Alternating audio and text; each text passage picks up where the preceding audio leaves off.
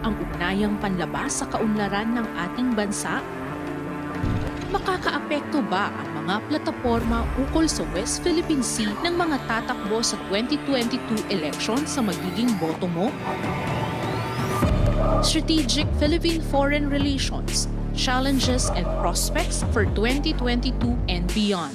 Bahagi ng hashtag Pilipilunas 2022 webinar series ngayong December 7, alas 10 ng umaga. Hatid sa inyo ng UP Diliman Office of the Chancellor Task Force Nation Building, ng UP Center for Integrative and Development Studies at ng UP Department of Political Science.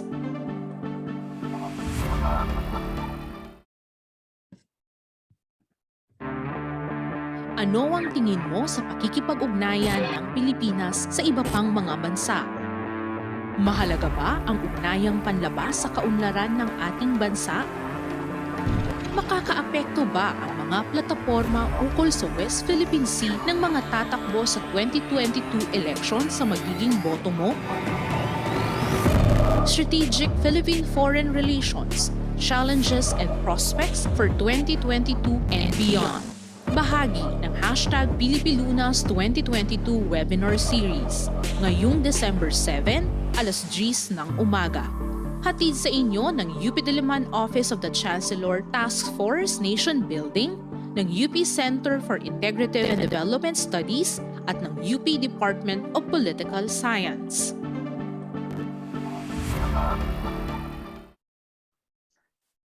Okay, right. Good morning, everyone. I am Dr. Tina Clemente, professor at the UP Asian Center. I am very glad to be the host and moderator of this webinar titled Strategic Philippine Foreign Relations, Challenges and Prospects for 2022 and Beyond.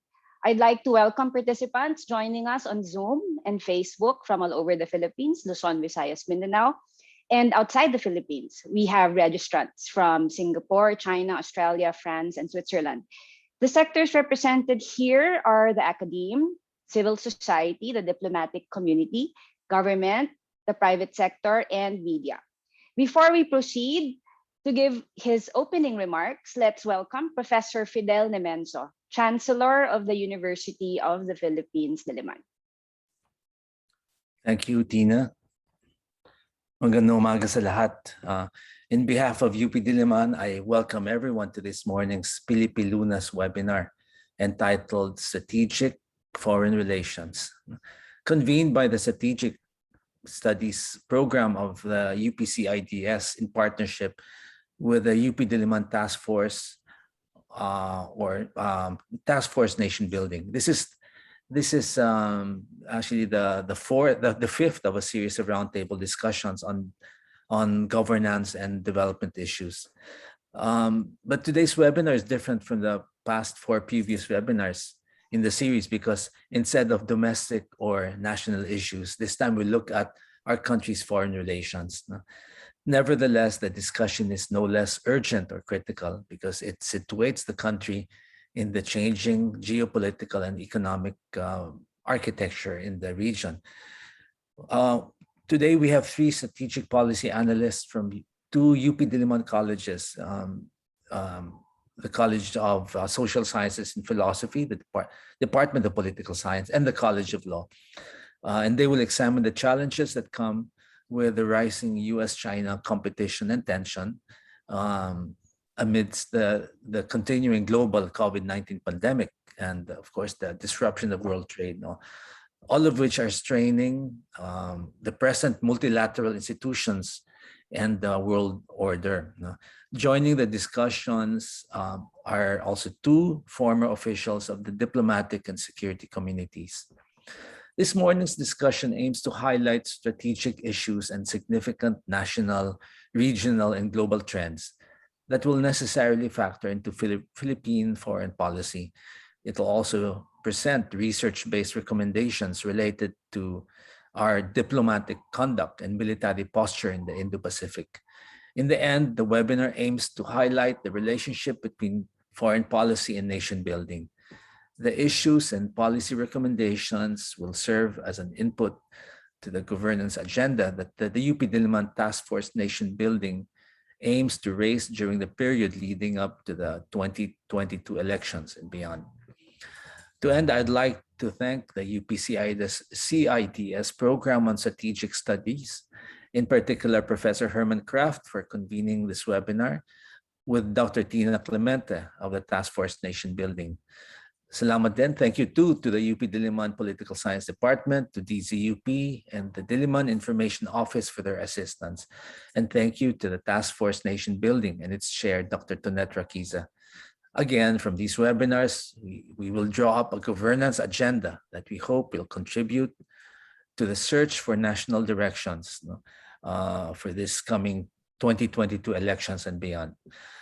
Lastly, I'd like to thank the panelists, the discussants, and everyone for joining us in this morning's event. I wish all of you a fruitful and stimulating discussion. Maraming salamat po at magandang umaga. Okay, all right. So thank you, Chancellor Demenso, for starting us on a very positive note. Now, to contextualize #PilipiLunas 2022, let me call in Professor Antoinette Raquiza, convener, UP-CIDS Political Economy Program, and professor at the UP Asian Center.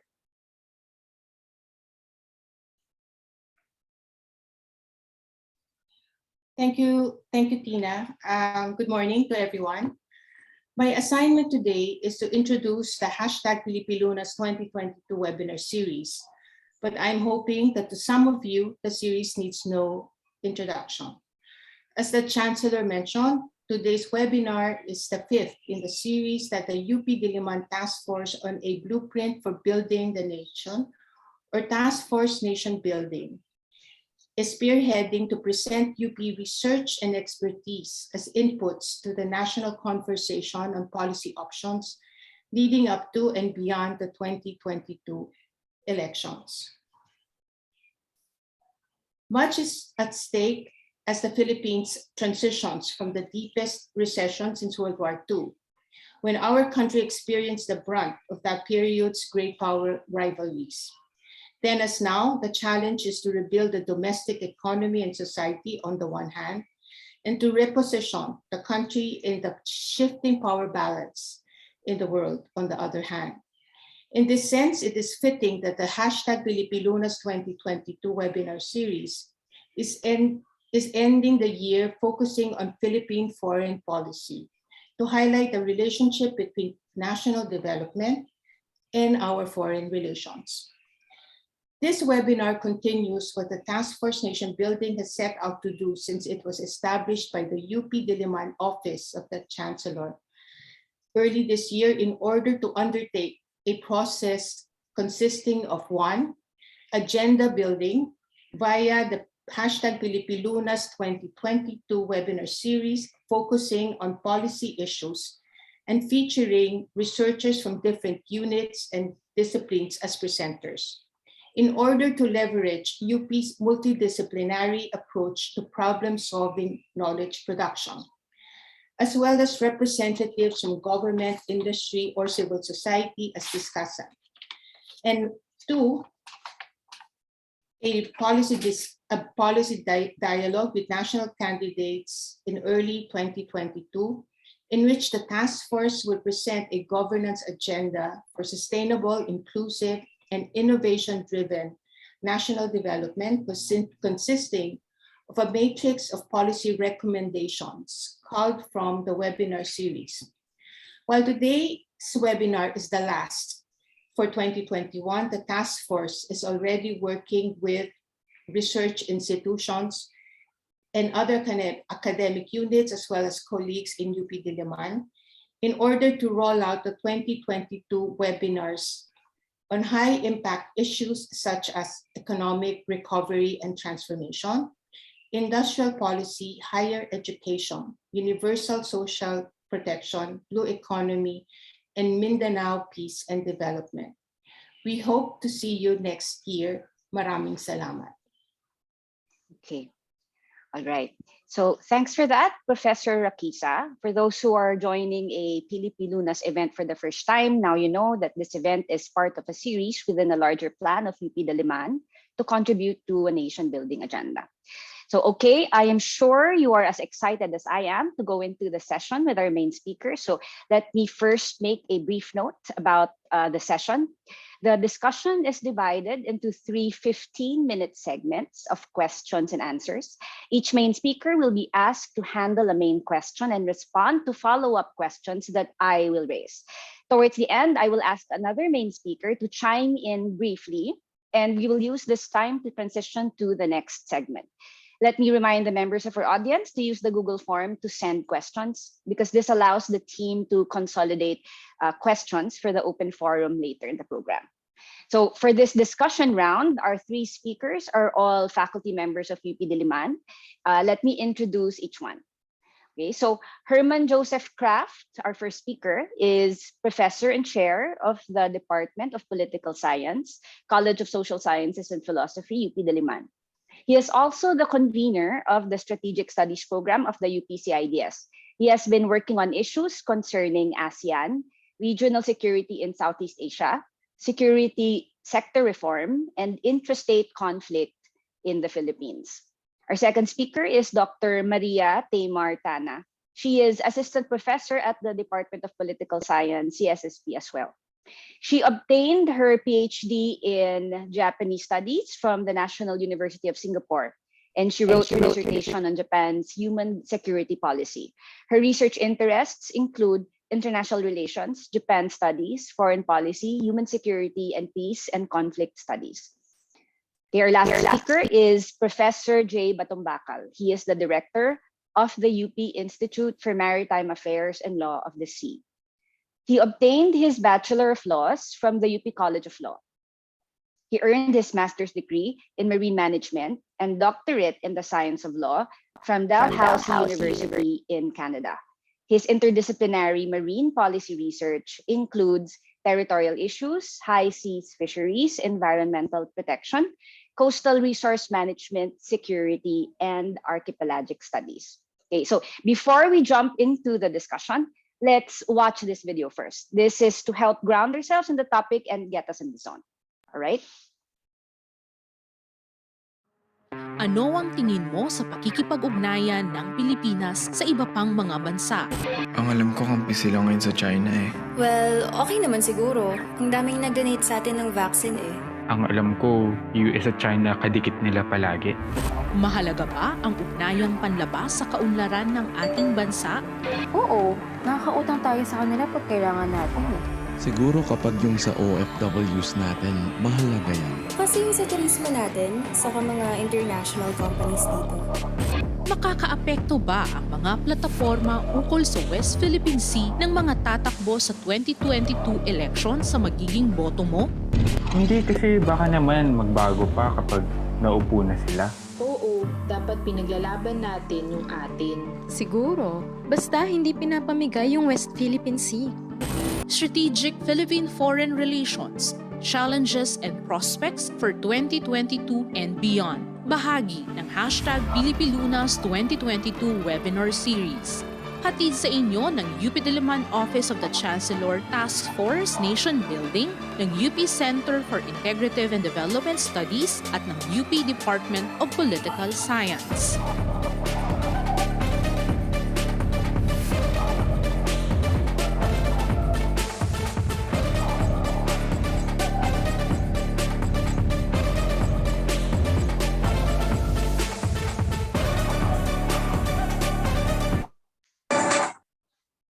Okay. Okay, na-excite ako doon. Salamat sa DCUP sa video na iyon.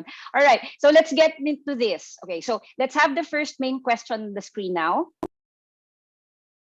Ayan, so nakikita natin lahat, no? How should we appreciate the strategic external relations for national agenda setting? So for this first question, I'd like to ask Dr. Herman Kraft, Professor Herman Kraft to respond to this. Go ahead, Herman, whenever you're ready. Hi. Yes, thanks, Tina. Actually, this is an important question, no? And if you're going to go back to what we saw in the video, no, there seemed to be an emphasis on, I mean, what it was that we were seeing were 4 warships actually going across the I am not too sure what sea we're talking about there. I'm not even sure if it's the West Philippine Sea, right? But clearly those are not our ships, right? Those are not ships of the armed forces of the Philippines. No, but this brings us to a question that I think I'll be addressing later on. What's important here, no, is to understand, and I think we can see it in the video, no, that when we talk about what is strategic, there's a tendency to emphasize power, right? The idea of power to be, no, as far as this capacity for power projection is. Why is that important? Because the strategic environment, or at least the idea when we talk about strategy, no, is associated with the military by and large, no. But I think as far as the notion of an external environment is concerned, no, being strategic has to do with the capacity to actually influence, even shape the nature of that environment, right? So right now, when we're talking about this, no, this strategic environment, no, it is characterized by two things, no. Number one, no, and I think the chancellor pointed it, no, it is the emergence of an intensification of the rivalry between the United States and China, no, and that goes back to the point I was making regarding, of course, the importance of power projection, no, and the capacity to shape what is actually going on in this region. The second point is, of course, you might say a diminishing, no, of what we tended to actually refer to as the security environment, no, that has actually been, or security the security architecture that has been the main point, or the main anchor, if you will, of security in the region, no, for the past 10 years, maybe even 20 years, no, and that part anchored upon, no, ASEAN and ASEAN-driven multilateral arrangements and regional arrangements. No? Now, of course, behind this, you still had the U.S. alliance systems and all of those things that characterize, no, that set of relationships. But if you'll notice, no, what I'm talking about, this notion of strategic environment, no, seems to focus on the great powers, right? Those that had this kind of capacity to project, no, military power, which raises questions about where does that put countries like the Philippines, for instance, no, small states, no, and so on. And I think this is where the point that in the literature we tend to actually say, no, and point out, no, that small states not tend to be tend to just move with the tide. Okay. No, in this case, you're actually talking about the and so as far as the Philippines is concerned, no, I think what we're now talking about is we can't environment. Now that's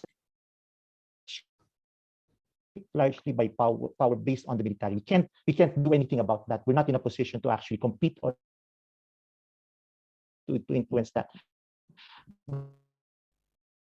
In this context, strategic means using everything that we actually have, diplomacy, no, with countries in the region, to be able to actually influence, no, shape to our advantage, no, or to the best advantage we can get, no, that environment, no. Right. So I think that's where, yes, Tina, yeah. Yeah, I latched on to the two things you mentioned, no? Strategic environment and security architecture. So I'm wondering, would you say that the lack of consideration of these things explains the kind of critiques that we hear today, namely that external relations or foreign relations would simply be reactionary or tactical at best, or worse, reactionary? What would you say to that? There's an impression, right? I mean, take a look at how some of those who were interviewed responded to the questions now in the video, right? That it really depends on who it is that foreign policy might change, right? Depending on who's actually in power. But I think that observation is actually key to this whole thing, right? When we talk about the strategic environment, a large part of it is unchanging. That in other words, we talk about our strategic interests, no, the national agenda, a large component of that should not be something that changes just because the administration has changed, that the people in power has actually changed, no? And yet that seems to be the case for us, no? That whenever we talk about the idea of our strategic environment, there's a tendency to look at what in terms of what the policies priorities now should look like. No? So we can see a situation where administrations change, no, our policies, you know, from one point to the other, and I think this is something that has to be taken into consideration. Okay, all right. Do you feel, Herman, that there are structural impediments to going into strategic consideration of these things, or strategic thinking in general? No, and what policy suggestions do you have in mind? Okay, 2 points, right? I mentioned the idea that structurally speaking, we are a small state, right? That means we don't have the kind of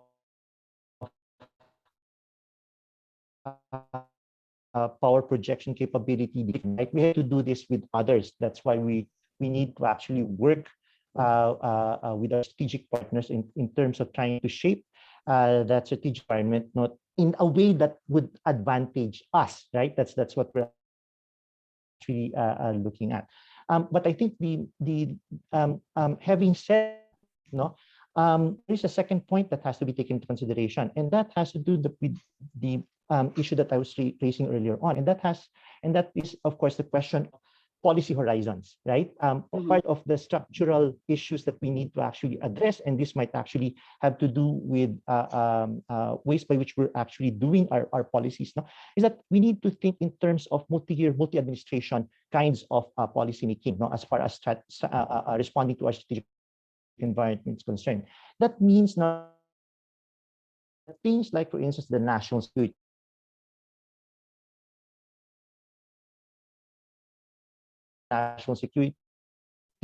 strategy, but think in terms of our strategy across administrations. In other words, we need to think about this over the long term. Now,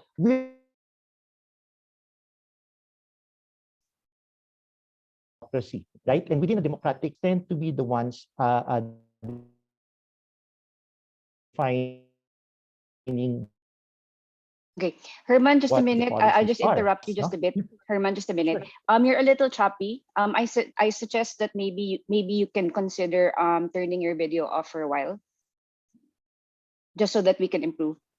Oh yeah. Okay. So can you repeat the last minute? Yeah. Go ahead. Is that better? Okay. Yeah. The last point that I was actually making was the idea that, look, it's important. While policies are actually made by the administration, no, and we know that priorities change, no, from administration to administration, and it's important for us to actually think about the idea that certain, especially when you talk about our strategic, no, foreign relations, no, these are things that are largely unchanging, precisely because of a few factors, like, for instance, geography, no, and our relationships with who our neighbors are, for instance, no. And in that context, no, it's going to be important for us to think about a few things. Number one, no, for us to actually have a vision, a sense of, no, over the long term, not dependent on the administration. What is it that what is our preferred strategic vision, our preferred strategic environment? No? In other words, what is it that how do we see our strategic environment, no, that is advantageous, not to the Philippines? Number two is, of course, where do we see ourselves in that envisioned strategic environment, no? And third would be the question of how do we propose to actually get into that kind of strategic environment that we actually would like to have, no? Which brings me, I think, no, full circle, no, meaning to say that I said that in order to actually promote this, no, countries like the Philippines can't rely on what traditionally we understand, no, as strategic capabilities, military, no, and so on, no. So which means that it's important for us to understand that we need to use all of our resources, diplomacy, economic, strategic partnerships, in order to actually promote that kind of strategic environment that we feel would be best for us, best for our interests. But that leaves me one last point, and this goes full circle to what the video was actually saying.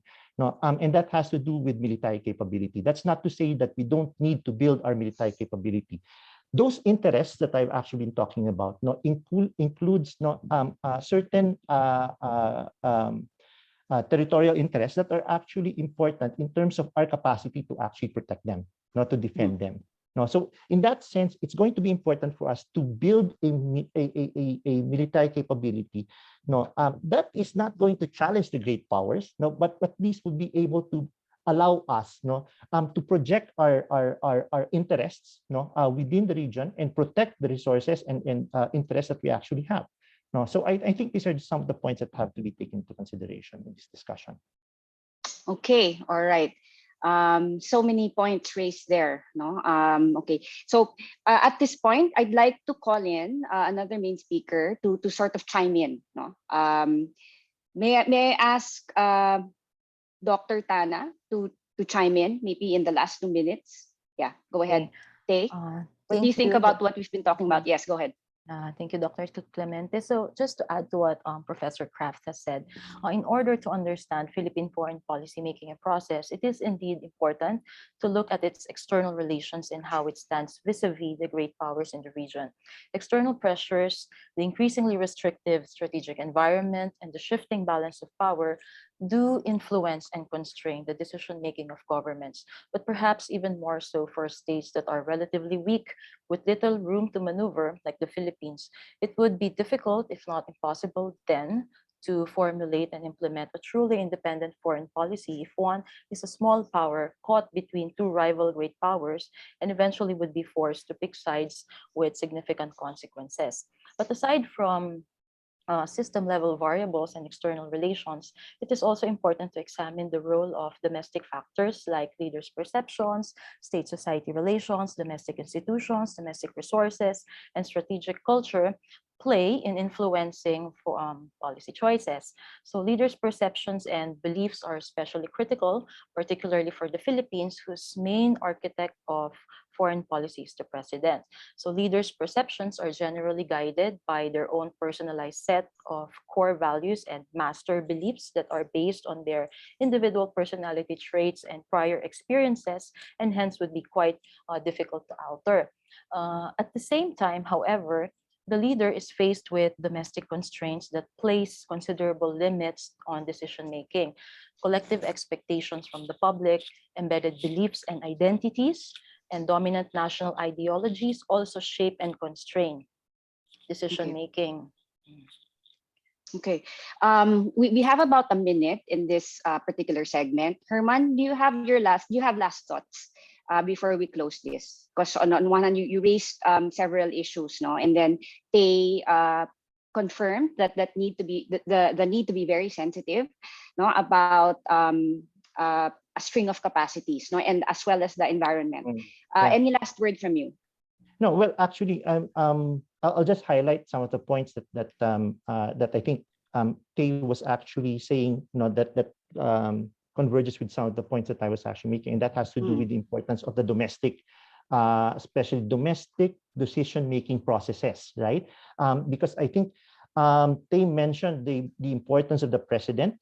But this is also part of the issues that I was actually raising earlier on, that precisely because the president plays such an important role, as far as foreign policy making is concerned, that raises the question of, to what extent can we actually think strategically, if we're changing policy priorities, from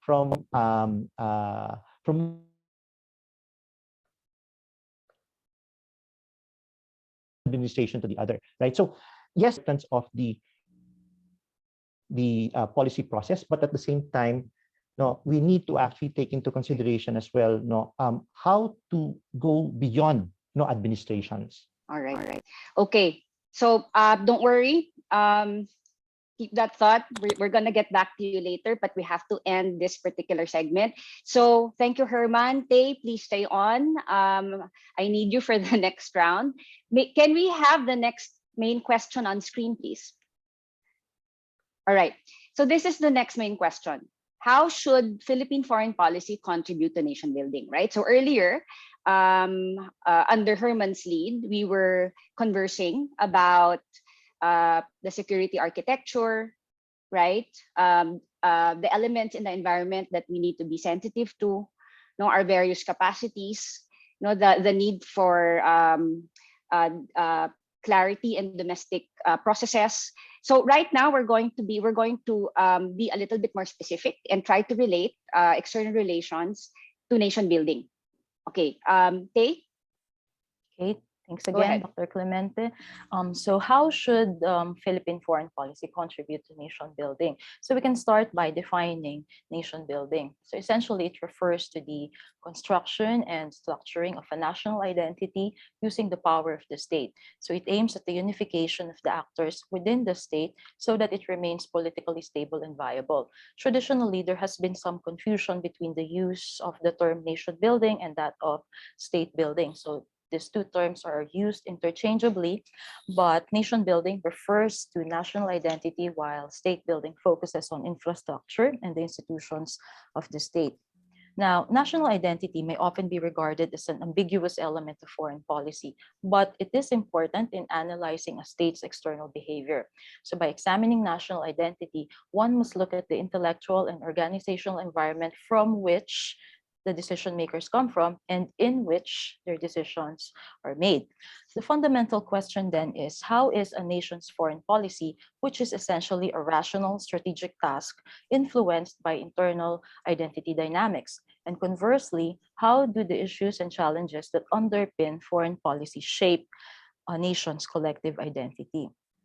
So there is, in fact, a mutually constitutive relationship between foreign policy and national identity that exists to a greater or lesser extent in all states. And policymaking elites make conscious use of this relationship for specific ends. So for instance, for governments lacking democratic legitimacy, they are more inclined to craft a domestic consensus through emotional foreign policy issues. So for example, the use of the plight of the Palestinians by the Syrian and Egyptian governments.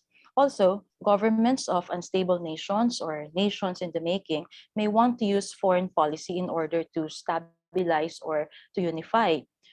Foreign policy has the potential and sometimes even purpose to make states rally around the flag, and it also has the potential to bring national divisions into focus. Inversely, national identity also tends to spread into foreign policy. So national identity is often linked to a specific worldview and corresponding beliefs. Those states that are based on values which they believe to be universal tend to have a particular desire to spread them. So for example, the British white man's burden and the American manifest destiny. At times, however, values get entangled in consideration of interests. So values and interests interact in a highly complex manner, producing either synergy or contradiction. Now, in the case of the Philippines, we can see the relationship between foreign policy and national identity. Foreign policy is important to the Philippines because, as a relatively small power, like what Professor Herman said, it helps to articulate its national identities, that of a sovereign state, a developing country, and an exporter of migrant labor. These identities correspond to the three principles of foreign policy, which are the preservation and enhancement of national security, the promotion and attainment of economic security, and the protection of the rights and promotion of the welfare and interests of the Filipinos overseas. Now, with regard to the first one, on security and sovereignty, the Aquino government has constructed China as a significant other, or specifically a threatening other, as a means of building domestic support. So foreign policy discourses during Aquino's time presented China as an emerging military power and a threat to the Philippines' maritime security. The Aquino government has adopted a contain China policy and has strengthened strategic partnerships with the US and its regional allies like Japan. Aquino also renamed the South China Sea waters within the country's exclusive economic zone to West Philippine Sea in 2012 and brought the dispute for third-party arbitration under UNCLOS. This construction of the other aims to consolidate the national identity and strengthen the sense of nationalism, which, according to Professor Broviera in one of her articles, is evolving. So our nationalism has moved away or is moving away from being anti-US on account of our colonial legacy and neo-colonial dependency to becoming anti-China in the recent years. The Aquino government's strategic goals, however, were derailed when Rodrigo Duterte, who has a completely different worldview from Aquino, became president in 2016. And almost immediately after assuming office, he announced the Philippines' separation from the United States, an independent foreign policy, his intention to move closer to Beijing, and to enhance engagements with non-traditional partners like Russia. Right. So this appeared to contradict the existing and dominant identities and role conceptions. And the question is, instead of nation building, could his foreign policy actually or in fact result in some degree of fragmentation? Yes. I was very interested in, and I'm very interested in what you're saying. You mentioned synergies, contradictions, and the last thing that you mentioned. No, so I want to bring to you the kind of impression that people get. No, that while there are convergences, there are also disconnects, and worse, there are contradictions. So, what do you think are the most fundamental factors that explain, like specifically, the precedence of a leader's personality over policy? Now, we do have domestic processes; they're there, but then there's this impression that our foreign policy is totally non-programmatic. No, non-problematic, programmatic, non-programmatic. programmatic. Yeah.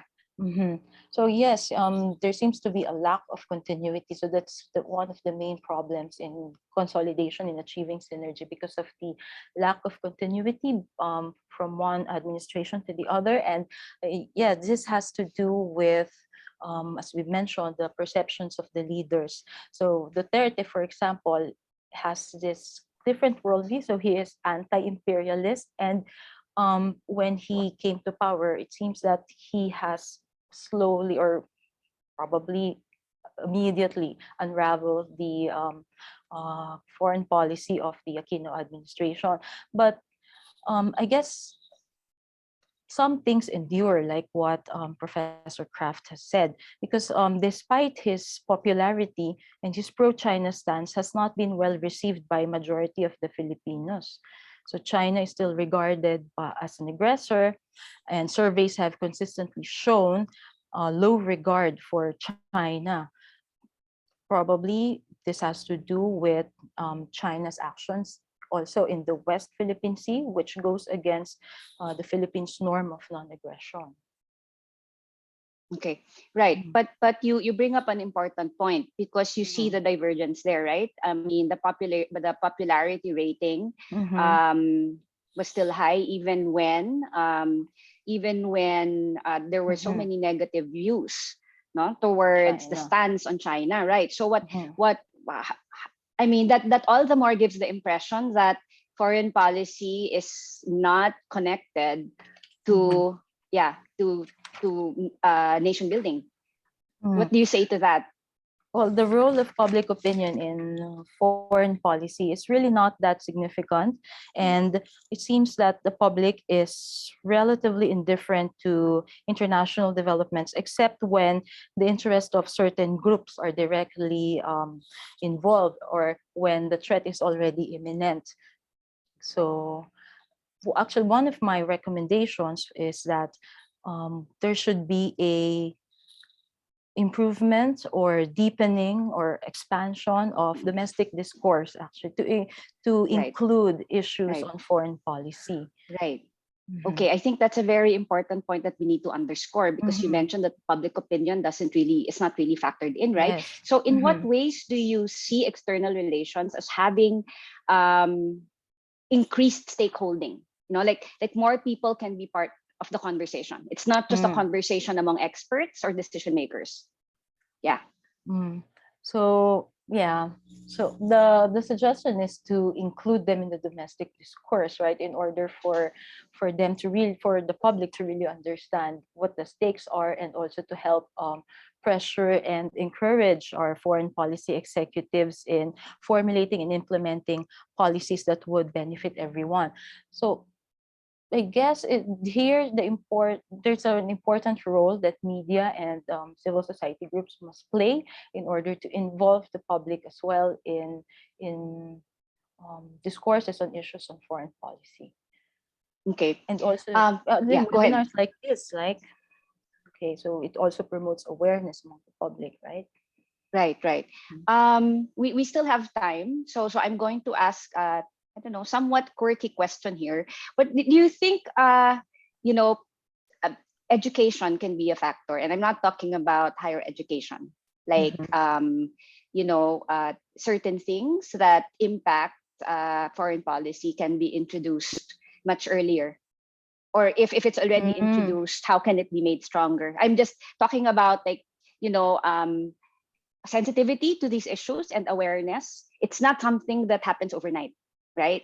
It takes, sorry, I got sorry, I didn't catch the last right. So I'm saying that awareness about these issues is not Ah. something that happens overnight, right? You know that when you're 20 years old, that's when you're more sensitive, but it takes a long time to make it part So to of the introduce, psyche, yeah. right? Yeah. Okay, so probably yes, that's a good suggestion also, that to introduce students or Filipinos at a young age to these issues.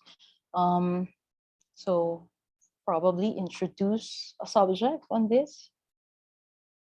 Okay. Or what else? But yeah, we could promote awareness at a young age. All right. Okay. All right. So at this point, I'm going to ask Professor Batumbakal to chime in the last few minutes of this round. Jay, are you there? Yeah. What do you think about what we're talking about this second main question? Contribution to nation Tina, building. thank you. Go. Well, actually, I find a good degree of consistency and continuity in what both Herman and Tay have been discussing. No? And we're really driving at the roots of the problem, which is how does the Philippines as a nation view foreign policy per se, no? And even without focusing on any specific area or topic, no? But foreign policy, it seems, is a real challenge for Filipinos, no? For the Philippine nation. And I think this is because of our archipelagic character, no? Archipelagic culture, so to speak, no? We are a people who historically have been fragmented because our living spaces have been fragmented. Our communities, no, our disparate communities come from different islands with different economic or ecological or political situations. And that creates a system where each particular community, each particular group tends to try to pursue its own worldview, its own interest, no, vis-a-vis the other communities within the nation. And that creates a rather fragmented political system. And we know that historically our political system has been such, no? And that's why the presidential system, which was imposed upon us, no, and which we've tried to make work throughout all these decades, no, always has had to deal with local politicians, local elites, local families. It became part of the wheeling and dealing in our national political system. No, and so this fragmentation continues up to now, and we're seeing it with the number of candidates, the looseness of political parties, the lack of party discipline, and the lack of principled programs as the basis for political action. It also means that our peoples, from these people from different communities, these political elites, are also always competing with each other. And by that, we can see how it creates a situation where our politics becomes very personalistic, for one, and also rather prone to swings in priorities and policies and programs. All right. So that's on the domestic side. On the international side, on the other hand, this archipelagic character also makes our people rather migratory, because nationally they're used to migrating between islands. So, and historically, we have had a major part of our population now migrating abroad to seek better opportunities. No, and that means as well that the tendency before was for our foreign policy to be rather passive and submissive, shall we say, because our people are trying to create a niche for themselves there, and national policy, our national policy and our priorities would not want to create problems for them, no, while they're abroad. And we'd always try to address any complaints that they have there. And that also means that our outlook is basically internally biased. No, we're always self-centered, shall we say, and directed towards only local and domestic problems, and foreign policy tends to be, sidetracked or deprioritized because of that. Right. Thank you, Jay. Stay on. I'll get back to you. I find it very interesting because it affirms what Tay was saying earlier about the nature of divergences and disconnects and even contradictions. Tay, your final point about the connection between foreign policy and nation building before we move on to the next segment. Okay, so I guess in sum, it is difficult to attain consensus on foreign policy because while foreign policy can indeed contribute to nation building and vice versa, the lack of continuity in government policies, domestic contestations, elite politics, and other domestic variables could undermine the consolidation efforts. So what can we expect probably in the future? Well, it depends on who will be the next president, whether his or her perception on what the foreign policy priorities could be, and what the challenges that the countries would face externally. So I guess it's safe to say that we can expect some degree of continuity. Okay, that the Philippines would still continue to balance between the two great powers.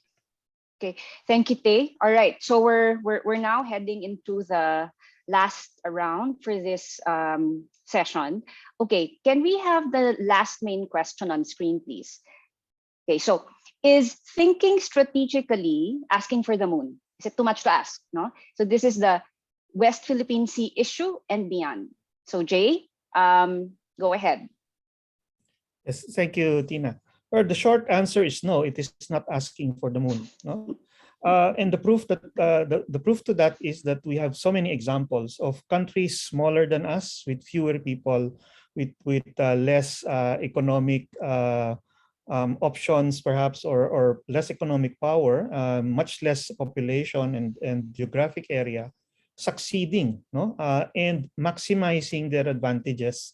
Leveraging what little power they have to generate even more power than you would expect. So smaller countries like Singapore or Taiwan, all of which have land areas and populations much smaller than even just Luzon or Bohol, even in the case of Singapore, I think, and other countries like Korea and Japan, who suffered the devastation of war in their in the past decades, no, all of them were able to recover and achieve. All of them have been able to achieve very much, no, and this is because of, I believe, partly because of the strategic choices that they made early on in their planning for their future, for their respective recovery from since World War II. Now, because they have invested a lot in strategic thinking and committed themselves to whatever plans they had come up with back then, they have achieved success. No, so it's really about having a commitment, shall we say, to thinking strategically and following through with it. That is what is necessary. Now, the problem perhaps for us is because of what we've discussed, no, this fragmentation, this preoccupation with domestic contestations and all of that.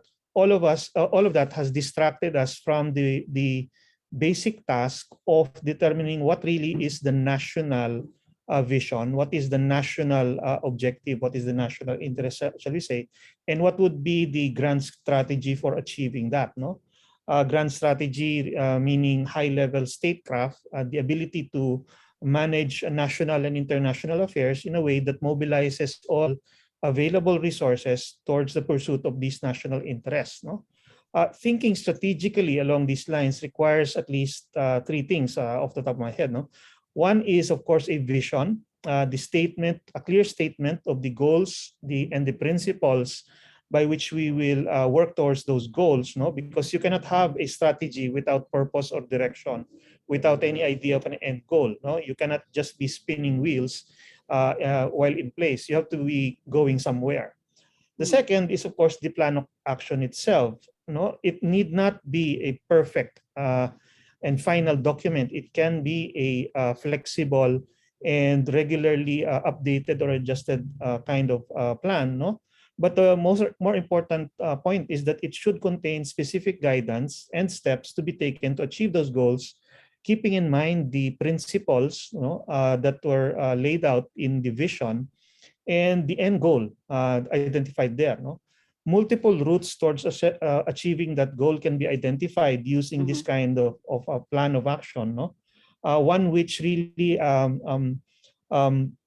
directs all available resources, no, towards the different towards the end goal, and enables basically the country to take whatever possible pathway, no, is open to it. No, from time to time there will be a need to change the pathway a little bit or to adjust because of changes in the external situation, but that is fine as long as the end goal is still clear and in sight. No.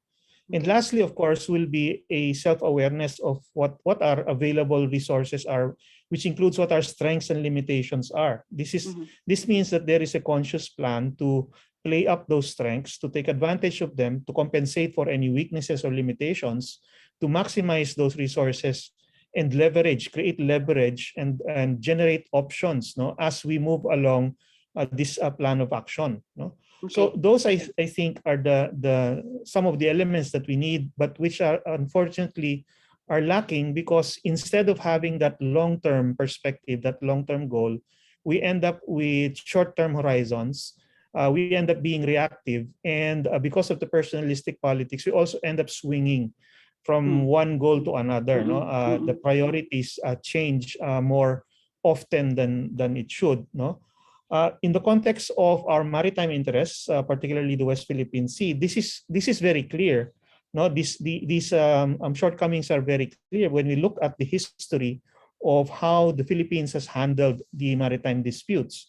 So from the 1970s up to the 1990s, no, there was no real serious investment in thinking about what we were supposed to do with these islands and rocks and maritime jurisdictions. It's basically just occupy them, stay in place, but that's it. No. Right. From the 1990s to the 2000s, there was an attempt to introduce a little bit more long-term thinking, you know, because of the introduction of science and environment initiatives into the mix, no, and also the advocacy of peaceful dispute settlement through both formal track 1 or track 2 initiatives. No. Can I interrupt you there? To the present. Okay. Yes. You mentioned something interesting, no? Bringing in science and all these other things. So my follow-up is that the WPS is arguably one of the most relatable cases, no? Relatable issues in foreign policy.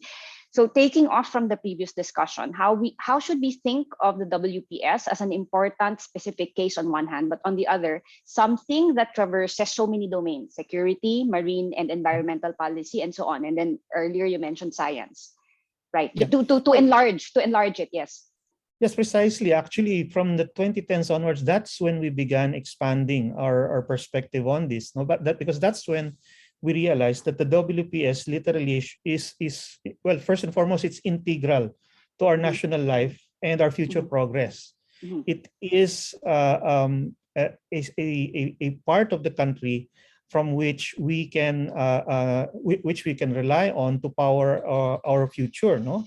And right now, even in other countries of the world, they're looking towards their own sea areas, the so-called blue economy, as the next step, the next opportunity for them to grow their economies, to increase their productivity. So we have seen that the WPS is that because of the potential resources that remain untapped there. At the same time, we also have begun to realize through scientific explorations, through observations, that the ecological health of the WPS is integrally related and connected to the ecological health of our inter-island waters and the islands themselves. So the environments are linked, no? So it's both a potential storehouse of resources for the future, and at the same time, it is key to sustaining our own present, our own natural environments, without which we cannot even have a future. So this is how we should be looking at the WPS and its importance in our national life, in our national objectives. It's not just another piece of water. It's not just another fishing ground, no, or something to take something from. It's something that we need to maintain in order to maintain the integrity of our country, of the country itself. Right. Okay. You mentioned that things or perspectives started to change in 2010, right? Or at least in the last decade. But I'm just wondering, you've been part of many UP research projects, such as archipelagic studies, marine environmental management, strategic studies, so on and so forth. So just the project output, for example, of that archipelagic studies program in 2004. And may I note that this was supported by UNDP, DNR, no? And this alone shows that gaining traction in changing perspectives is sort of difficult, because you mentioned 2010, but this archipelagic studies research output was like 2004. So what do you think are the main bottlenecks towards changing paradigms or changing perspectives? Actually, it's a very good study because it goes as far back as 1999 when we came up with the Archipelagic and Ocean Studies program. And so you could say that it took a generation, about 20 years, for the idea of these close links between our land and waters, no, to really gain traction. And now we see it manifested in policies and programs of the government, no. So the reason for these difficulties, the bottlenecks I see, is number one, of course, the lack of knowledge and awareness on the part of our people, no. The sensitivity to the archipelagic interactions, these linkages, no, were brought up around 1999, 2000. So it took that long for that idea to sort of to be spread, no, for the word to spread about that, and for the idea to be really embraced and embedded in government and in national policy, no. Now that leads now to the second problem, the second hindrance, which is the constantly changing leadership, the constantly changing priorities, and combined with the lack of a long-term vision, no. That is what impeded the spread of the knowledge and the ideas, no. And in the absence of that, there was no national commitment to that idea and to improving and implementing it, no. And the other one, of course, is what we have already been discussing, this preoccupation with internal issues, internal problems, no, and seeing them as isolated problems, not seeing the linkages between them, no. This is what hinders, no, the realization of the importance of the marine area, which will then include the WPS, which will then also include how it relates to our external environment and our foreign policy. So now what we're seeing is that after a generation of discussion, we have the idea planted, and then it's beginning to spread. Now it's being implemented by more and more people in the government, academia, civil society. The next step really is now dissemination of that knowledge, so that the population, the entire population, not just say the people in government or academia, but even the common tao will adopt that perspective, no. And the opportunity here, of course, is social media. So now, for all of its faults and all of the dark for the dark side, so despite the dark side of social media, it still could be the opportunity to spread the word even further, no, about this. Very good. Great. Right. Brilliant. Okay. We have 2 minutes left in this particular segment. So I'd like to ask Herman, are you there? Lend us your insights, please. Yes. Yeah. No, I think what Jay has said is actually very important and goes back to what Tay was actually saying about the importance of education. I think the most important thing here, and perhaps the point about the question of I think you raised the issue of this being a matter that only experts talk about. Jay has actually raised the question of the need to bring this to the public, no, in a holistic way, no, not just looking at how these things actually affect them personally, right, as fishermen, for instance, and so on, no, and Tay's notion about the idea of education, no, I think fits in perfectly with what Jay is actually saying regarding this being part of a public discourse. No, it's not just the question of formal education, although I think that's important, and I agree with Tay, no, that these are things that should actually be introduced, no, even at secondary level of education, for instance, no, not something that should be discussed at college at the college level, for instance, no, but it's a question of how do you involve the public in this, right? Meaning to say, it's not just through formal education. And Jay's point about the question or the issue of using social media becomes important. Now, there should be multiple or multifaceted ways by which this becomes a public debate, right? Meaning to say that this is that foreign policy issues, whether you're focusing on the West Philippine Sea or generally speaking about making foreign policy issues integral to what it is that people are or how people actually see their lives, and how they see the country, is probably something that's going to be important. Meaning to say that maybe one of the things that can be considered, for instance, UP can probably take the lead on this, is to create multiple platforms, where foreign policy issues get to be discussed, disseminated, and where we involve, not just people at UP, because we love to talk to each other about these things, but where we actually involve the public, in these kinds of conversations, I think one starting point would be to make sure that these kinds of forum now get to be discussed in Filipino, perhaps, so that it reaches more people. Thank you.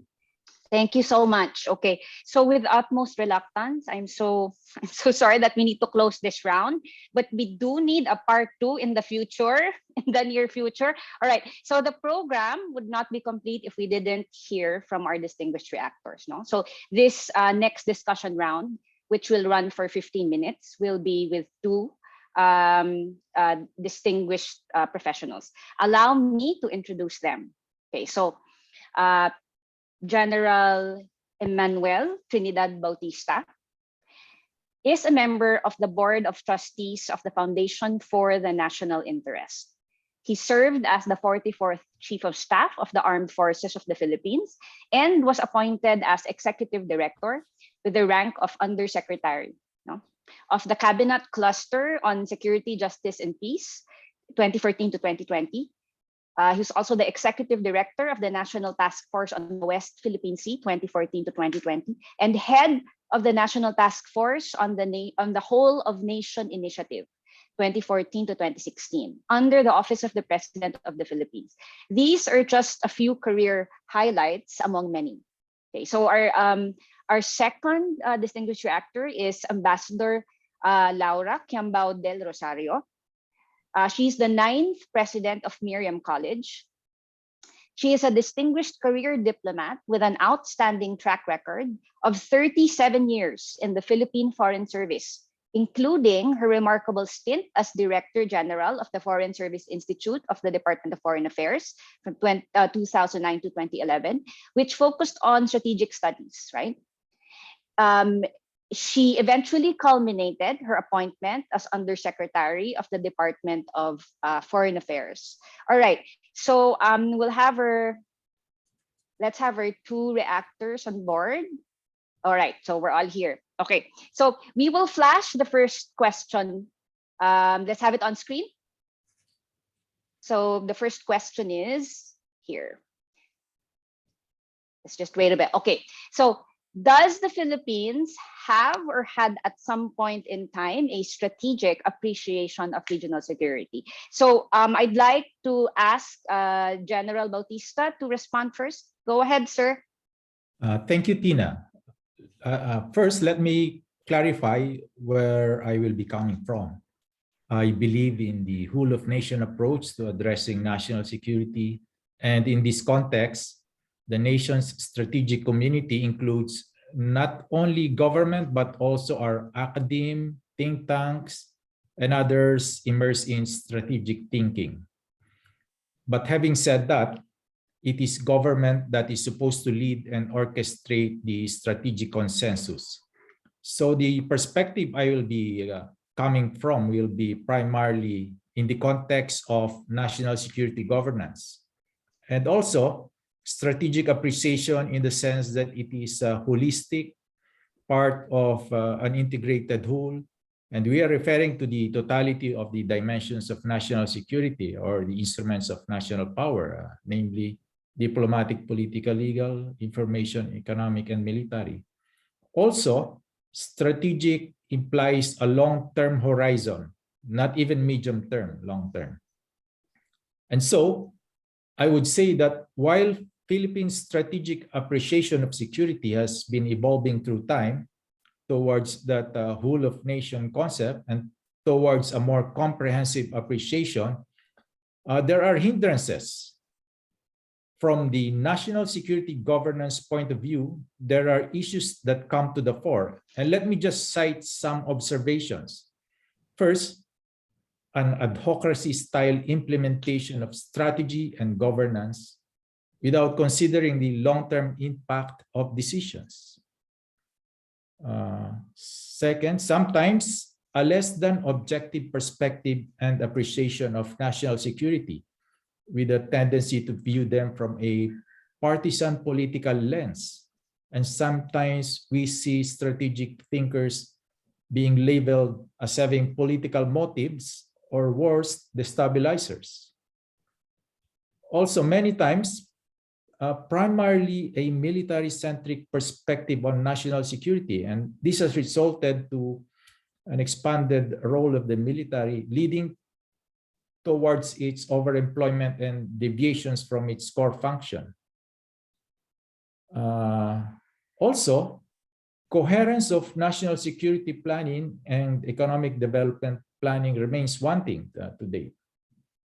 And as articulated earlier by the speakers, there is discontinuity of strategy and policy every change of administration, affecting the long-term horizon on strategic planning. Now, has it always been like that? Yes and no. It has always been dependent on the leadership style, disposition, and even knowledge of the incumbent president. There were good presidents who had strategic appreciation, and there were presidents as well who had little strategic appreciation. And so I would say what we lack is an institutional approach to national security governance in terms of structures, processes, and even time horizon, so that decisions are more deliberate and based on national interests. And also, we have too many ad hoc organizations with overlapping functions. Perhaps we need to review the status, function, composition, and mandate of the National Security Council, being the lead agency in national security governance, so that it is more relevant and we enable it to provide long-term direction, cohesion, and institutionalization of national security governance, and to ensure a more objective approach to national security. Tina. Okay, thank you so much for that, General. Ambassador, would you like to chime in as well? Yeah, thanks a lot, Tina. It looks like I cannot say anything more because everything else has been said, right? So now I'm trying to recast what I want to say. First of all, foreign people who are in foreign policy, actually, we have no control over any aspect of anything in our government. Like defense is controlled by the ND, environment by the NR. In other words, we are just, put at the level where we just become the megaphone outside the country of what our priorities are. So we get our cues actually from our different clusters, cabinet clusters, and undersecretary then, Bautista, Manny Bautista was in the security cluster. Second, we do also follow the president. As you said, she or he is a very influential, what they call that, architect for foreign policy. For instance, since the time of Gloria Arroyo, we have started to somehow arrange our foreign policy initiatives and priorities around the three pillars: the economic, the political, and of course the OFWs, assistance to nationals. But even that, we tried within our own department, for instance, to introduce the idea of the archipelagic doctrine, which we are glad, as Jay has said, has started to gain traction. Now, why did we start doing this? Because I came from the economic relations section of the Department of Foreign Affairs. We saw that thinking in archipelagic paradigm will really help us in planning for our development. And then in 2012, we started talking about the blue economy, even before the Scarborough Shoal became an incident, okay? Now, but having said that, I admit that we do not have what we call a proper mechanism that will help us go into a grand architectural design for strategic thinking. I know that the DND has its own, we have our own, and we have our own what we call the interagency process. And this is the one where all ideas are joined together so that we can come up with a common position for every issue that's important for the Philippines. But in terms of implementation, that becomes a little dicey, okay? Now, this is something that I notice every time I attend a meeting. I ask people talking about what is our strategy, what are our objectives, right? If I ask, let's say, different classes and I still teach, to define what are the core principles and the core values of the Philippine nation, I always have to wait for a few minutes to get the first answer. I say, give us the three principles, give me the three core values of the Philippines. There's silence all the time, because then you'll see that everybody will come out with various, with answers. But there is one element or one factor that I found very, very interesting. Everybody says the family. So the family is somehow the most important thing as far as nation building or state building are concerned. And I think this influences the thinking of our political leaders, because everything now is driven by the family. Okay, I will stop here. Okay, thank you. I really appreciate, from both reactors, I really appreciate the insider insights as well as the very candid comments. All right, so we'll go back to those comments later, but we do have a second question. Let's have it on screen, please. Right, okay. So is it fair to say that strategic thinking has never been a strength of our foreign policy? That it is largely reactive rather than proactive. Ambassador, this time I'll ask you to go first. Okay. There was a time when this was easy. I entered 37 years in the foreign service. There was a time when it was easier. When I entered the foreign service, we were still under the Cold War. So then when we thought strategically, it was a matter of choosing which of the political divide we would be in. And of course, it was easy, right? We were with the United States and against, the USSR. And then later on, the Iron Curtain fell in 1989. So we enjoyed this unipolarity from 1990 to 2000 or 2001 until terrorism happened. And of course, it attacked the United States. And of course, the United States, in a way, also got distracted from that. And meanwhile, China started to emerge. So now we have three things to contend with. We are not unipolar anymore. We see an emergent China, and we see terrorism. We have to think about ISIS and ISIL and the Al-Qaeda. And then, of course, there are also things that happened earlier on in our own government. Remember in 1994-95, during the mischief incident, the floor contemplation case also happened. It somehow distracted the government, and of course the people were focused more on the contemplation case. And it was, to me, the extensive coverage of floor contemplation was so much that it overshadowed what was happening in Panganiban Reef or Mischief Reef. And so later on, this really defined our foreign policy in a significant way.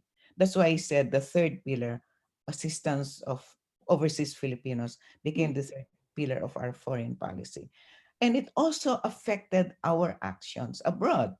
I remember in 1999, when the Estrada administration already started, and they assigned Senator Ernesto Maceda to become our ambassador to the United States. And at that time, I was a mid-career diplomat, and I was in charge of our political and security relations with the US. And one time he called me to his office and asked me, said, Lula, he said, if you get a call from the State Department for a meeting, and there's a Filipino seeking assistance downstairs, what will you do? What will you focus on? Before I could answer, he said, give priority to the Filipino. That to me was an inflection point. Does that mean that now the OFWs will somehow decide everything that we do? Now, and then we push forward in the year mid 2000, okay, maybe around 2005, when there were a lot of human rights violations being committed by certain countries in the Middle East. And in Geneva, of course, you have the Commission on Human Rights, and they do pass resolutions sanctioning certain countries. And almost always a diplomat from one of these countries would pull aside our representatives and they say, do not vote for that resolution, because if you do, we will remove your domestic workers or your contract workers from their employment in our country. So in effect, we became a hostage in our own human rights policy when we were supposed to be the number one ASEAN country at one time pushing for human rights. Now we became voiceless, we became impotent because of that priority. So to me, this is really, as I said, is this really how we are going to behave now? So where's our foreign policy? Are we now thinking, okay, where's the grand design? Which one should we defend first, right? But as I said, what dictated this? It was the domestic politics and the domestic developments in the country. So in that sense, when we talk about core principles and core values, should they supersede everything else, or should we go to our domestic politics? And of course, okay, thank you. Okay, very well said, ma'am. All right, General, would you like to also lend your insights? Yeah. Okay, so let me just take off from my earlier comments. Foreign policy is just one part of the strategic realm, together with the economic, military, and others. And so it must be treated and viewed cohesively as part of the whole. And so when you talk about foreign policy, you need to ensure that it is in harmony with the other elements and all towards the achievement of the overall national goals. And being part of the whole national security governance framework, you cannot adopt an adhocracy style implementation as well, resulting to spur of the moment decisions that are not deliberately studied, that are reactive. The West Philippine issue was cited earlier as one of the classic points where we have observed foreign policy, strategic foreign policy. And to me, the West Philippine Sea issue is a national interest issue. It is long-term. It needs a comprehensive approach. While perhaps diplomatically, we want to maintain cordial relations with China and also take advantage of economic opportunities, we need to balance this off with the national security considerations. While we need China's economic investments, we need to ensure that we do not fall into economic capture or even political capture. And noting that China's aggressive action is the principal source of our insecurity. And so we need to situate ourselves accordingly, with national interest as the primary consideration. But again, everything flows from the president. And as we often hear our high government officials invoke that the president is the principal architect of foreign policy. Well, sometimes there is a tendency to set aside deliberate and institutional processes, and therefore results to ad hoc, reactive, spur of the moment decisions without the benefit of a proactive and deliberate study, especially as to the longer term implications of such decisions. And as I said, strategy and strategic thinking implies a long-term horizon. But finally, let me just say some thoughts on strategic thinking. We really, as a nation, haven't reached the desired level of maturity. We still don't have a deep bench as far as strategic thinkers are concerned. We need to mature more in terms of strategic appreciation and strategic thinking. And as I always say, national security is a national responsibility. And in the context of a whole of nation approach, we all have a role to play in national security. And therefore, we all need to have a modicum of strategic appreciation. So let the strategic community work towards that by propagating strategic thinking. But let government take the lead. And if it is remiss in that role, others of sectors of society needs to take the cudgels. After all, as I said, national security is a national responsibility. And let me end with that, Tina. Okay, all right.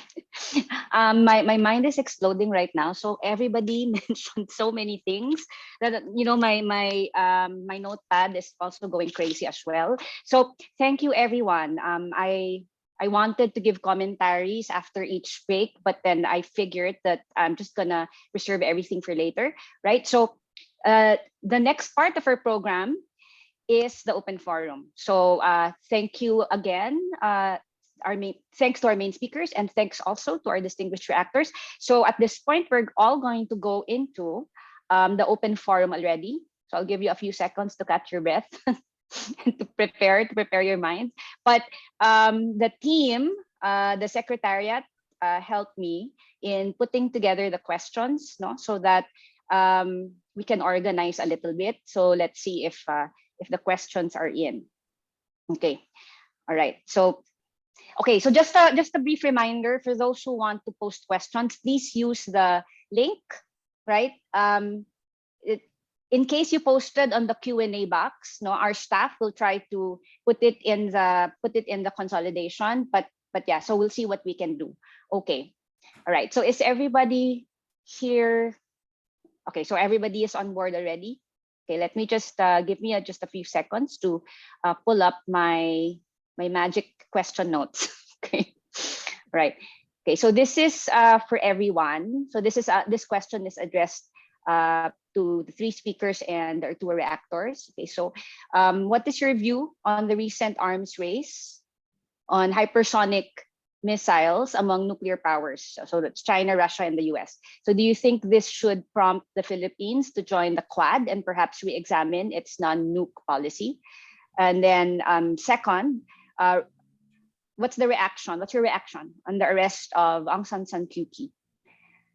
The Philippine government and the rest of ASEAN seems to be exhibiting some silence when this happened. Okay, so perhaps, yeah. So maybe I can direct the question. So I will ask Herman first. Herman, go ahead. You can answer. You don't have to go. You don't have to answer one question after another. You can answer both at the same time. Yeah. Okay. Thanks, Tina. The question of hypersonic missiles, really brings us to something that's perhaps beyond the issue that needs to bother us at this point in time. If there is going to be an arms race between the United States, and the other nuclear powers, as far as nuclear missile technology is actually concerned. No, I think that goes beyond what it is that we can actually influence, so to speak, right?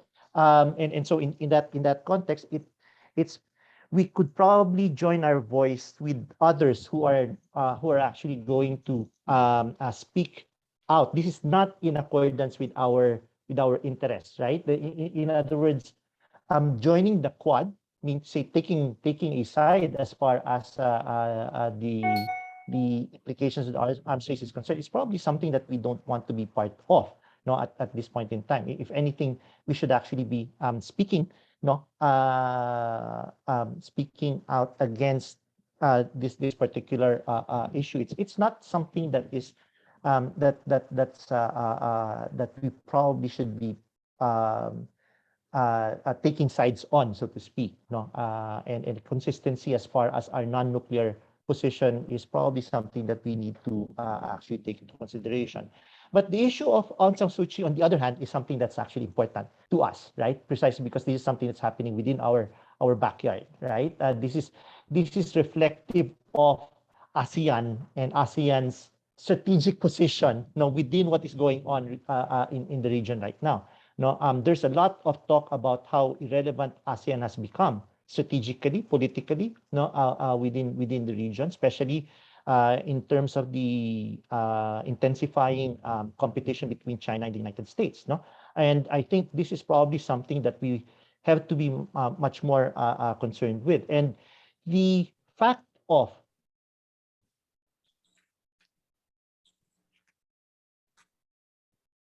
Herman? Herman, we lost you.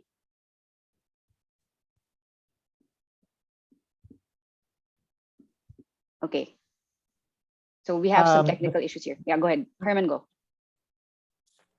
The fact of the arrest not creating any waves within ASEAN actually indicates how I'm not too sure how uncertain and rudderless at this point in time ASEAN is as far as the question of Myanmar is actually concerned. There has to be some consolidation there, I think, in terms of the position of ASEAN.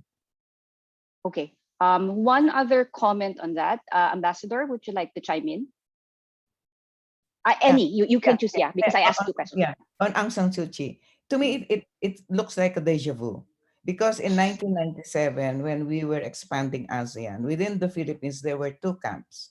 One did not want to get Myanmar in ASEAN. The other said, let's do it because we'll do some kind of constructive engagement so that it will become democratic. That was the strategic thinking then, so that Myanmar will more or less learn from the democratic processes of the member countries.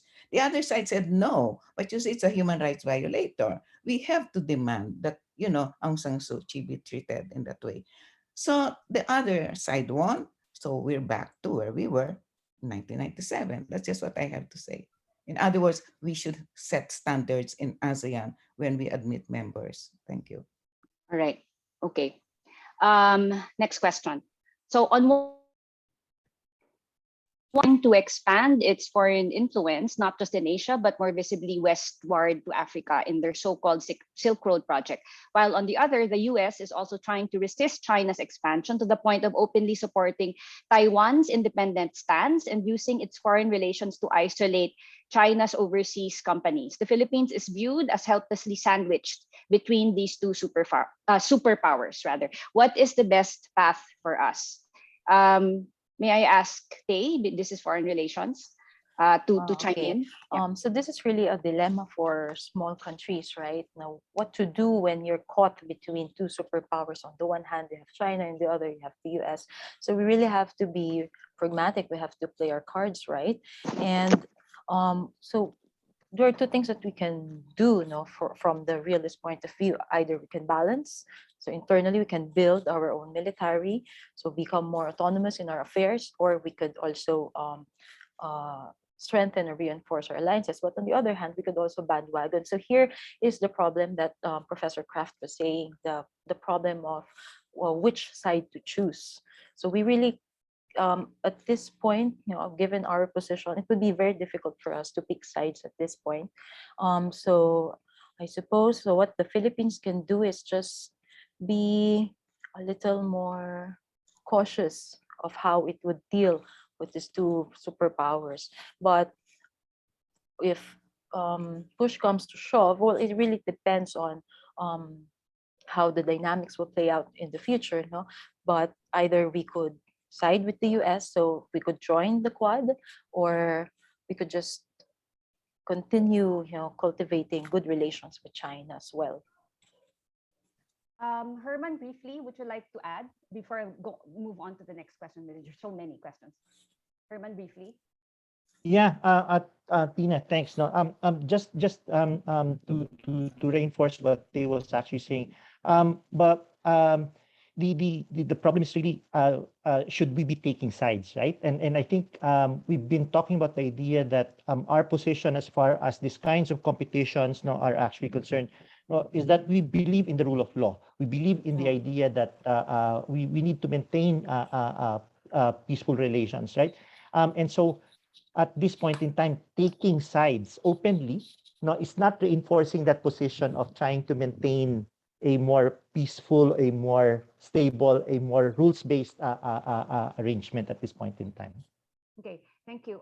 Ambassador, you have an intervention. Go ahead, please. Yeah, I think this is where the role of minilaterals or plurilaterals, being part of a group will play a role. And I think Herman is doing this, and some of our friends in the FNI, because we know that we cannot negotiate alone, or we cannot really do things by ourselves. So being part of a small group who are connected by a common interest or by a common issue, I think it strengthens our position. And of course, at the same time, we also strengthen our alliances. When you are helpless, the only thing that you can do really is strengthen alliances, and you don't really necessarily have to side with one side or the other. Thank you.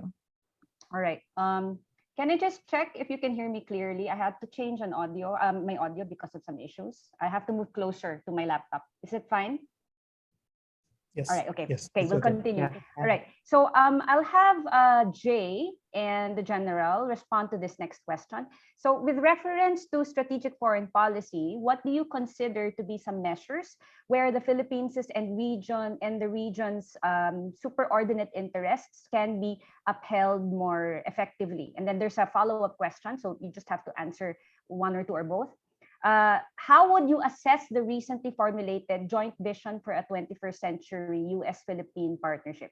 Is it responsive to our national interest and pursuit of nation building? Yeah.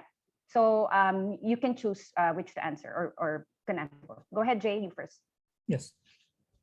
Probably with respect to the measures that the Philippines and the region can take, I think the region throughout all these years has invested heavily in the progressive development of international law, because it knows probably instinctively that as smaller nations, the only way that they can balance against pure naked power of other countries is by promoting a system, an international community that works under a rule of law. And that's why in ASEAN statements, you always see that emphasized, especially with respect to the South China Sea issues. They're always repeating year after year the need to abide by international law and UNCLOS, because they know that that is the only way by which they will be able to pursue their national interests more effectively, because everyone will be on the same plane, on the same level when it comes to the duties and obligations under international law. And this is the way by which they have decided to really, in a way, conduct their relations and pursue both individual interests and regional interests.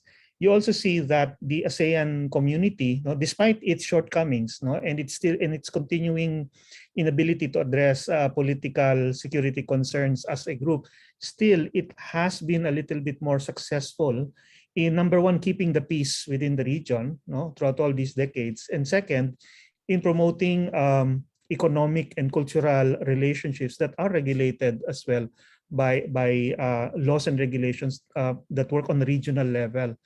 So I think that really is the way by which they will be able to do so. They know that they cannot compete on the basis of developing pure power.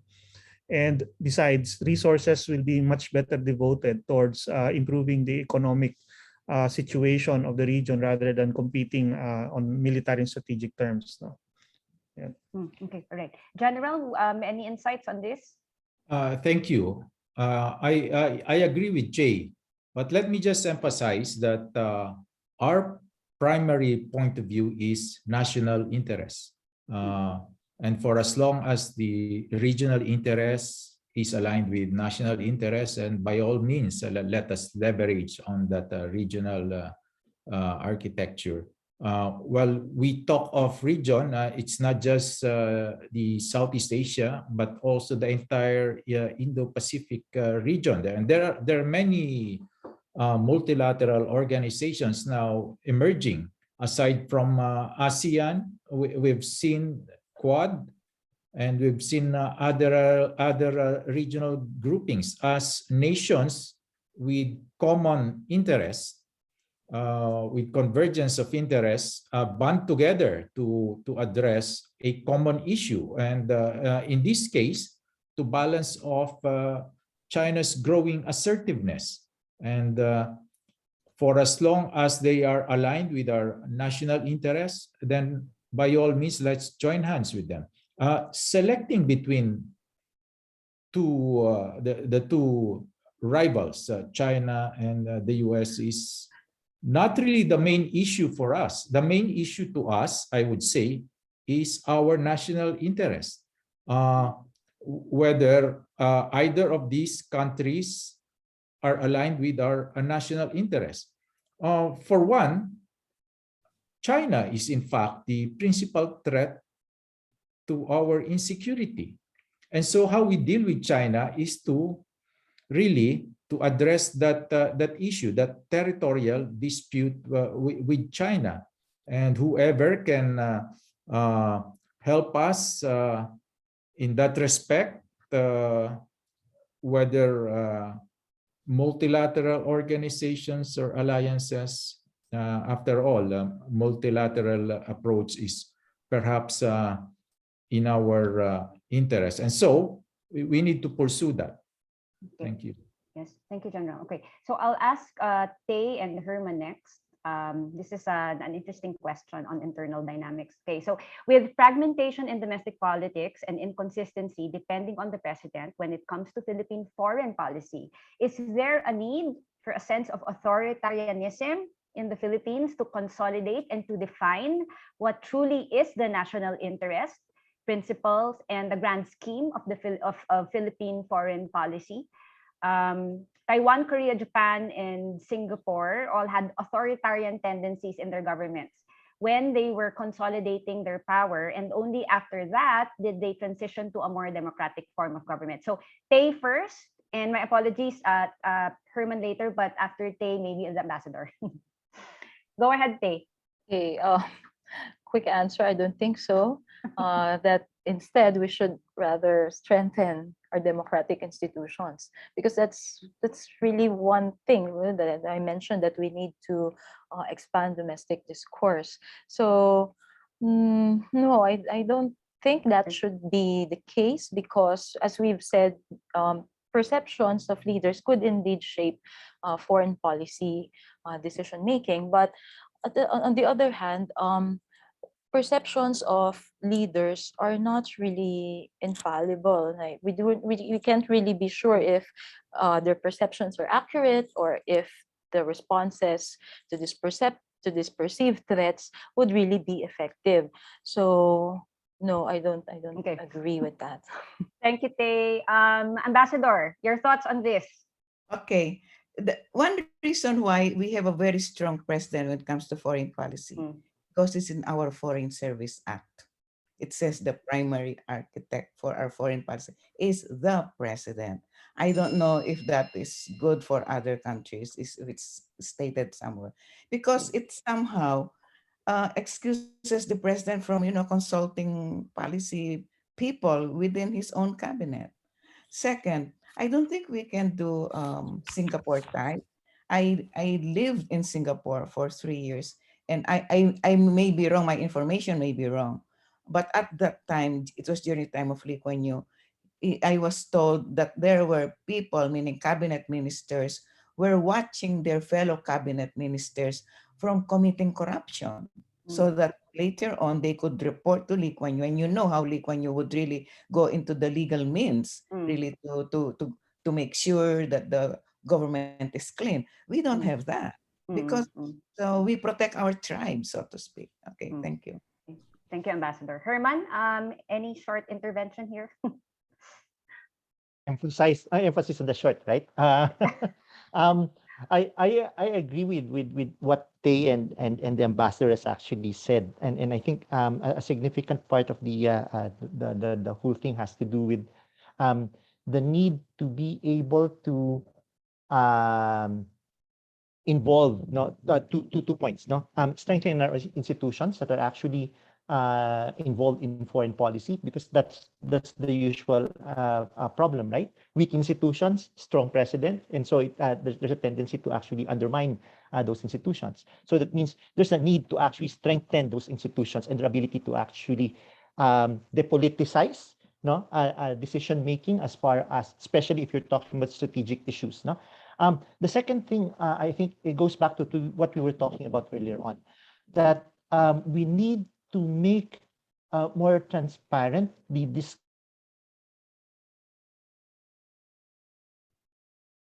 Herman, we lost you. Herman, are you there?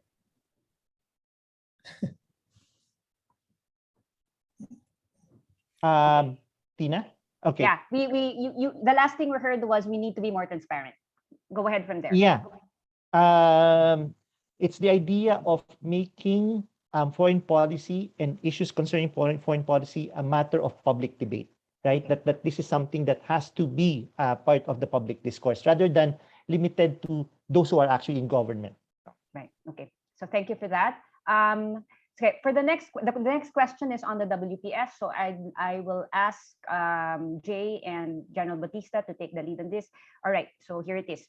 If you were to advise the next administration, especially how on this question, how can we strategically steer the WPS/SES situation from a downward trajectory to one that is conciliating or forward-looking? Okay, and then follow-up question is, the genie left the bottle, particularly in 2012 when the Scarborough incident came about. Our Middle Kingdom neighbor has been assertive in building bases and trying to enforce unilaterally its plans. How can we, the Philippines, temper this kind of assertiveness? Do you think the revolving door policy of the AFP affects our defense and military policy in WPS? Why or why not? Jay first. Yep. Wait, let's finish. Sorry, yeah, kasi yeah. Sorry. Yeah. First of all, strategically steering the WPS from its apparent downward trend, so to speak, or something more conciliatory, did he say? Anyway, number one, I think steering in the WPS, this idea of steering the trends in the WPS, partly is some of it is within our control, but others are actually with the other players. And our role here really, again, we go back to the national interest.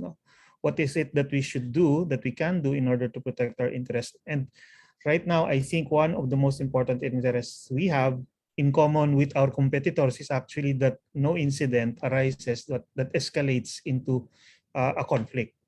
And I think that our people have been actually doing their jobs, avoiding even just the possibility of incidents.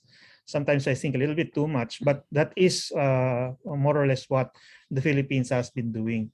But moving forward, we need at minimum to maintain our pursuit of the rule of law in the WPS. We need to always protect the system that actually accords us our rights and entitlements. And through diplomacy, through deliberate, careful, and well-thought diplomacy, I think that this can take place. This can be achieved. Whether or not we can temper China's assertiveness, I think, is beyond our control in a way, because you're talking about China and its worldview and its attitude and its intentions in the WPS. And the best that we can do, again, is to try to do as much as we can to ensure that that assertiveness does not result in our losing or surrendering our own interests and our own rights and entitlements to that, because that would basically mean giving up on our rights and entitlements under law. As for the AFP's revolving door policy and all of this, I mean, these are operational matters. I think I would leave General Bautista to answer this, because it is really within the realm of his experience. Thank you. Thank you, Jay. Go ahead, General. Okay, thank you. What I would advise the next administration is really we need to situate ourselves accordingly. We need to find the balance. One, we need to assert our sovereignty and sovereign rights in the West Philippine Sea, but also avoid conflict, and that's a balancing act we need to do. And also, we need to avail of economic opportunities, but also be careful not to consider a legal victory. And I mentioned earlier, avoiding economic capture. And also, we need to always take into consideration, while we talk about economics, we need to compromise. We cannot compromise national security. And we need to balance also our relations with our neighbors.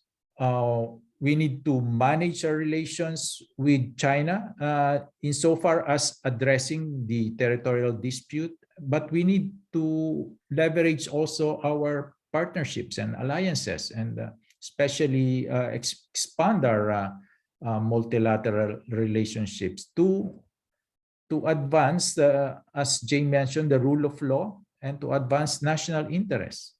But more importantly, to be able to have a more independent foreign policy, we need to really capacitate ourselves as a nation so that we are in a position to really prepare for that uncertain future and to be able to assert our national interests. With regards to the revolving door policy, that is now subject of legislation. There has been proposed bills in the Senate, and let's wait for the outcome. There is a very extensive and deliberate study on that. Okay, all right. Thank you. We have another question. Here it is. Actually, the foreign policy of the Philippines is not as fickle as portrayed, depending on who the president is, right? Since World War II and the changing administrations, the country has acted as the junior partner of the US. In fact, it can be argued that the national interest converged with US interest. As such, continuity does not necessarily promote independent foreign policy. Today, the Philippines-US military agreements may drag the country into a war not of its own making. How do we avoid this? Herman, you first.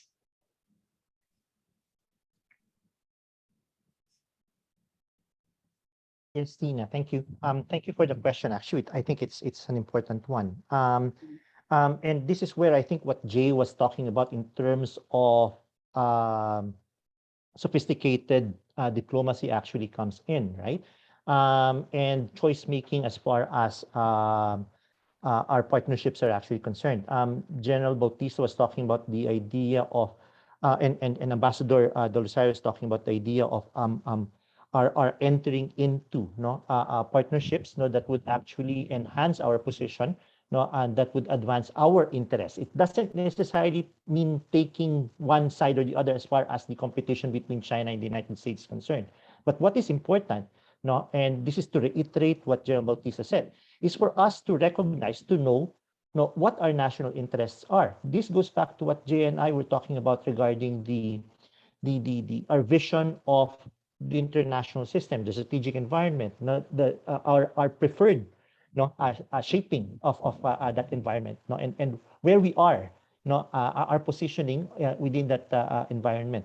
And as long as we're clear about that, then we know we're going to position ourselves on different kinds of issues, right? And I think that's where that is what is important about how we recognize our strategic environment. It's knowing what we want in terms of what the strategic environment looks like, our place in that, and eventually how we shape the way by which we can actually help achieve that kind of environment that is what we think would be advantageous to our own national interests. Okay. This is I like this question. It's a very loaded one. So Ambassador, would you like to add? Sorry. Well, to me, it's really, how shall I put it? I have never seen a period in our foreign relations when we really have to make an actual, expression of which we are supporting. I think it has to do also with the leadership. And I think it's because people are reacting to how he somehow introduced our what they call that pivoting. It could have been done in a way that we didn't have to go against one. It was a perfect, perhaps those who say we were too US, we're too pro-US. Maybe he could have really done the perfect balancing during his term. But instead, he trashed the US and then he went forward towards China. That's why I always believe, as I said, in minilaterals, in groups, even in ASEAN was divided by China. But if all the claimant countries within ASEAN would work together, I think we can achieve something there instead of allowing another nation to really divide our own group. Thank you. Okay. All right. Because we're running out of time, I'm just going to ask 2 more questions. There's just quite a number of questions coming in. But don't worry, we've noted all of that and we'll send it to the speakers. All right, so this one is on Philippines-China.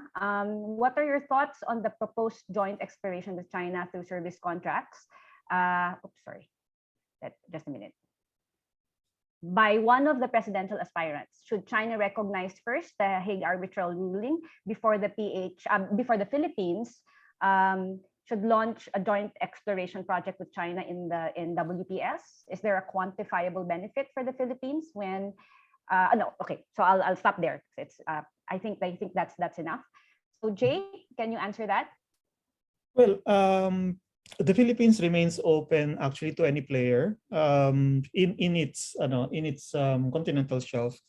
Insofar as petroleum is concerned, so long as it complies with all of the procedures and criteria in our laws and regulations. So if the idea is to have China come in as a partner through the service contract system, then why not? And actually that has been the position taken by the Philippine panel who's doing these talks. And up to now, as we've seen, it has been in a deadlock because China absolutely refuses to do that. Okay, should it recognize? Well, I think it's pretty obvious that if the Philippines is insisting on the service contract system, then that means that the underlying assumption is that they have recognized Philippine exclusive rights over those resources. That's why they're coming in accordance with Philippine law. Okay, all right. Okay, so for the last question, I'll direct this to Herman. With factors such as the 2022 Philippine presidential elections and Russia, seeing the AUKUS, that's the Trilateral Security Pact among Australia, the UK, and the US, and Quad as a Western containment strategy, not only for China and also for Russia. How do you see Philippine-Russia relations evolving in the coming years? And then the second one is, what is /R your take on AUKUS? Where does this place? Where does this place the Philippines? So because of lack of time, Herman, maybe you can just focus on the Trilateral Security Pact and the Quad. Okay. Yeah. Clearly, AUKUS is actually about the United States, and its own strategic interests, within the region. In other words, if you're asking about where we are as far as the AUKUS is actually concerned. No, again, it's one of those issues, no, where I think if we're interested in trying to ensure a balance, no, of interest, no, within the region, it's actually something that you actually would welcome, precisely because of concerns about China, right? But at the same time, no, there is something that you have to actually take into consideration regarding the importance of making sure that, going back to Jay's point, no, these kinds of issues, no, these kinds of activities, no, and initiatives don't actually lead to an escalation of tensions, no, and an escalation of those tensions into potential conflict areas, no, and that's why I think, as far as the Philippines actually concerned, we should try to find partners who will actually work with us, that will try to make sure that these kinds of escalations don't actually take place, right? That we manage to help manage the security situation in the region. Thank you. All right. Okay. So I wish we could keep on talking, and I wish we could keep on taking questions, but we really have no time anymore. So we'll have to end it there. And so thank you very much to the entire panel. So right now I'm going to head into the synthesis for this webinar. Okay, right. So let me just give me a minute. All right, okay. So as I said earlier, my head is exploding. There are just so many meaty things that our speakers shared with us this morning. And this is, I hope I do it justice, right? So, okay. So first off, Herman shared with us his insights on what it means to be strategic in our external relations. And he emphasized that being strategic has to do with the strategic environment, the country's relations with the region, and it's also being sensitive to the kind of rivalries that exist. So he made particular mention of the US and China. Then he also shared about the importance of the security architecture in the region, right? And then he talked about alliances and that the importance of working with others. Okay. So he also said that countries like the Philippines have to understand that, wait, just a minute. Okay, have to understand that its use, that its resources and also domestic processes are important, right? So there are strategic resources, economic resources, and so on, because these shape the strategic environment to its advantage. So in terms of the military, for instance, the Philippines will have to project and protect its interests in the region. Okay, and then Tay was the second speaker, and then she emphasized things like the domestic dynamics, elite politics, and also what's going on, such that we have synergies, divergences, and disconnects. No, and I think she brought up a very important point about the fact that public opinion doesn't really factor in. No, doesn't really factor in the kind of policies that we have. So there is a disconnect right there. So she said that foreign policy is important to the Philippines because it helps articulate our national identity, right? And then and in terms of security and sovereignty, there seems to be a lack of continuity from one administration to the other, and this undermines the efforts at consolidation. Okay, and then there should be an expansion of domestic discourse to include Philippine foreign policy. So the role of so for instance, later in the conversation, she did mention that perhaps we can also think about how education can be a part of this, no? And there is also a role for media and civil society to engage the public and improve the discourse on foreign policy. And then Jay came next, and then he answered the question, is thinking strategically asking for the moon? And then he says that no. The short answer is no, not really. It's not really asking for the moon. It's about having a commitment to think strategically and to follow through with it. No? So there are countries smaller than the Philippines and with less economic power that actually maximize their advantage and leverage more power than one can expect. And the next, he said that we need a vision no, with long-term goals and a plan of action, so that we don't swing from one thing to the other. No, so the shortcoming on when it comes to purpose becomes apparent in a specific case, which is the WPS issue. No? There is a lack of sensitivity also to the archipelagic character of the country and how this influences the relations, no, within, no, among Filipinos. On the domestic side, politics is personalistic and prone to shifts in positions. On the international side, Filipinos migrate, and this tends to make our outlook internal. Lastly, there's also constant changing leadership and priorities, no, ensuing priorities, combined with a lack of long-term vision.